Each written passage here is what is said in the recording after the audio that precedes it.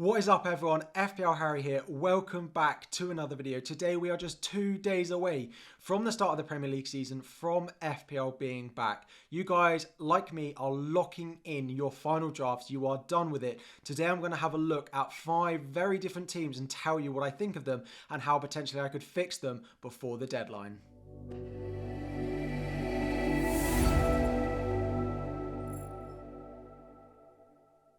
What is up everyone, welcome back to another video. Again, as I said in the introduction, we're going to take a look at 5 of your squads that you have sent in to me, talk about some of the positives, some of the negatives, a few of the talking points you have given me, and then of course, as we always do, give her an overall score out of 10, and I will let you know all of your squad ratings down in the comments. Let me know your squads and I'll do as many of them as I can before the deadline as well. We are starting off with this team from Lamp God FPL over on Twitter. Again, it is a nice draft, a 3-4-3, not necessarily a structure that we've seen that much during preseason.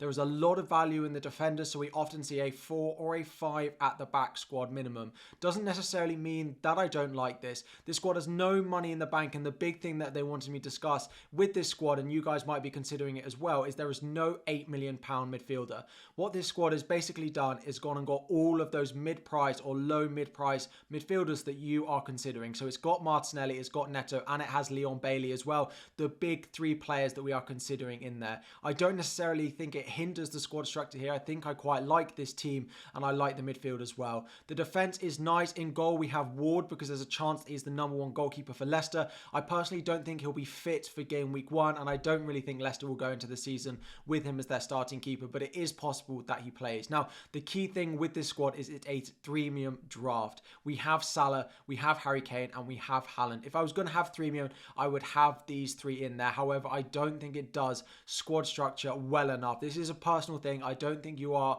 good enough with an overall team if you go with Threemium. Of course, it's both a negative and a positive, again, because you've managed to have those 3 players. You don't have to worry about Tottenham versus Manchester City, who does well each weekend. You've got cover from each of them. However, I personally don't like it. I think it's more of a negative, but this is real personal preference.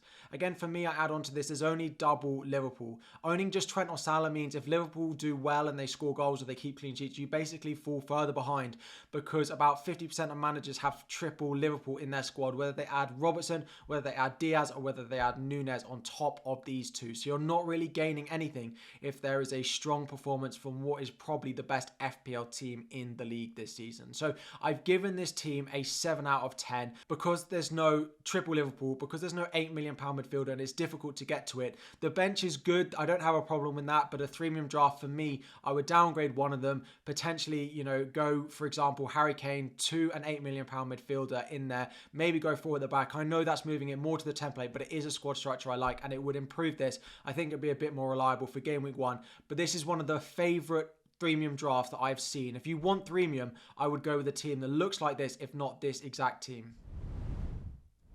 Next up, we have this 5-3-2 team sent in from 21 LCS over on Twitter. Again, it's a team I really like. It's a team very similar to one I had towards the start of the season as well. The key things here, again, no money in the bank. This one has gone with Saka over Martinelli, and that is a big debate. And then there's Aronson in there as well. Aronson has been great for Leeds during preseason. A new signing, potentially trying to create that sort of chances, create goals that maybe Rafinha did in that Leeds team last year. Without him, they're finding someone else who can do it, and he got 3 assists in their most recent preseason game. It's a squad I really like. The defense is good. Zinchenko for me is not necessarily worth 5 million, given he's likely to start the season at left back rather than playing in midfield. So potentially you could go Meslier to Ramsdale and go Dalot in your defense, for example, over Zinchenko. I'd probably prefer that over going with Meslier and Zinchenko, but that's personal preference.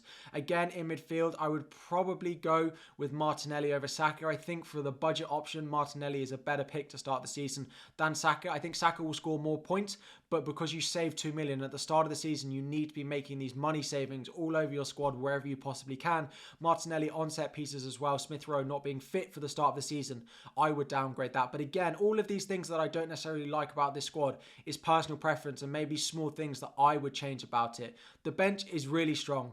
Probably my biggest threat and biggest concern about this is you've actually got to bench Leon Bailey for game week 1, and I feel quite a lot of squads with a look like this, and this is why I've switched to a 4-4-2 formation, because I don't have to worry about having a good player on my bench when I play a 4-4-2, because I've got a 4 million defender, a 4.5 million midfielder, and a 4.5 million forward as well. With this team, you're having to bench Leon Bailey every week, and with him playing Bournemouth in game week 1, there's basically no point in owning him if you're not going to play Leon Bailey on game week 1. Now, if I look at the starting lineup, potentially I'll play him with Arison, who plays a Wolves team who are notoriously difficult to attack. You could start him over Zinchenko, although Zinchenko's a good pick. I don't necessarily think they'll keep a clean sheet against Crystal Palace, given the form that Wilfried Zaha and his teammates have shown.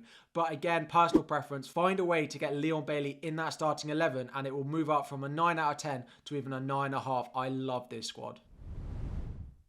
Next up, we have a 4-4-2 formation. So I spoke about in the first couple of drafts a 3-4-3 and then a 5 at the back formation. And this is a 4-4-2, a squad structure I really like, from Manuel Simpala over on Twitter. Again, thank you to everyone who sent them in. If you want a chance to have your team rated, make sure you've liked the video and subscribed to the channel. These tend to be subscriber-only team ratings as well. So make sure you're subscribed if you've got this far in the video. Again, the reason I like a 4-4-2 structure is look at that bench. There was no investment there. Ward might play during the season for Leicester. Then you have a 4 million defender with no extra investment over the base price. Neco Williams or Patterson of Everton are the two you could go for.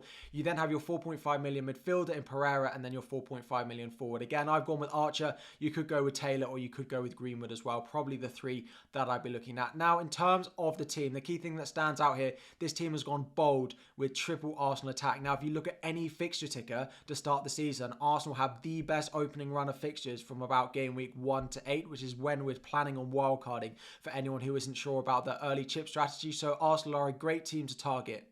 Personally, I prefer Martinelli over Odegaard. Odegaard has been a great servant to Arsenal. He's a great footballer, but not necessarily a better FPL pick. He's often that player getting the assist for the assister, so playing a through ball, that pass then gets made, and then that player scores. He's very involved in creating play, linking up play, creating that build-up, but not necessarily the player who's getting the FPL returns. And for me, Martinelli at $500,000 cheaper would be the way I go. However, I cannot put you off going for triple Arsenal attack. The underlying data, the prediction statistic models that create teams have got triple Arsenal in for the start of the season. Again, they play Bournemouth and Fulham in game weeks 3 and 4. If you're brave enough to hold them for these game weeks, I think that could be a really, really good and differential way to start the season, with most people going for either one or two of these options. Again, good captaincy picks that we've got here. I like having the 2 premiums instead of the 3 premiums. You've got that balance between Salah and Kane here. I don't love having Haaland here, but that is my personal preference. You've got those attacking fullbacks. Now, Doherty is one I'm pretty 50-50 on. I'm not entirely sure what to make of the Tottenham defence at the moment. A lot of build-up and a lot of hype about Perisic at the moment. 5.5 million. If him or Doherty start, they are great picks. My worry is their rotation and whether they'll start all of the first sort of 4 games where they have a good fixture run. So that is why they're not in my current draft at the moment, but I can completely understand why you pick them. Again, a few little tweaks in here, maybe Odegaard to Martinelli, a few little tweaks in the defence as well. I've given this an 8 out of 10, but I do really like it, and there's not that much I'd like to change, and it's a squad structure that I favour for game week 1. Next up, team number 4, so 2 more to go. Again, Ben Hard, 565, thank you for sending your team in. It is another 4-4-2, but a few of the different players. Again, I'm not going to go through all of the players like Cancelo, like Trent, like Reece James. We've got a lot of those picks in here. However, this team does have double Chelsea defence. Personally, I'm not a massive fan. Chelsea were not good enough during pre-season for me really to go investing in double defence. James, for me, is enough. Mendy doesn't make enough saves or get bonus points for him really to be worth it. There is enough gap in the Arsenal selection here to do Mendy straight to Ramsdale, have that double Arsenal given how their fixtures do look for the start of the season. In the midfield, Son over Haaland is absolutely fine. Personal preference, I prefer Haaland. Ivan Toney in here without Eriksen, I'm not the biggest fan. I would look to maybe switch him to a midfielder, even if you go, for example, and play a 5-man midfield. You could go and get Martinelli in midfield, for example. You could go Rashford. You could go close to getting Sancho in there as well. Or you could go down and get Leon Bailey. Also, Grealish, given that Manchester City performance in the Community Community Shield, that given the way Grealish performed, I do not want him anywhere near my team or any of your teams as well. I don't think he'll start game week 1, and after that is an absolute lottery. He was not good enough. That Foden left foot on the left-hand side will give Manchester City so much width than compared to when Grealish plays and he cuts in onto that right foot. Again, I think Foden will be favoured on that left wing. So I give him this squad an 8 out of 10. If you can change Tony and you can change Grealish, this will bump it up to a 9, 9.5 out of 10.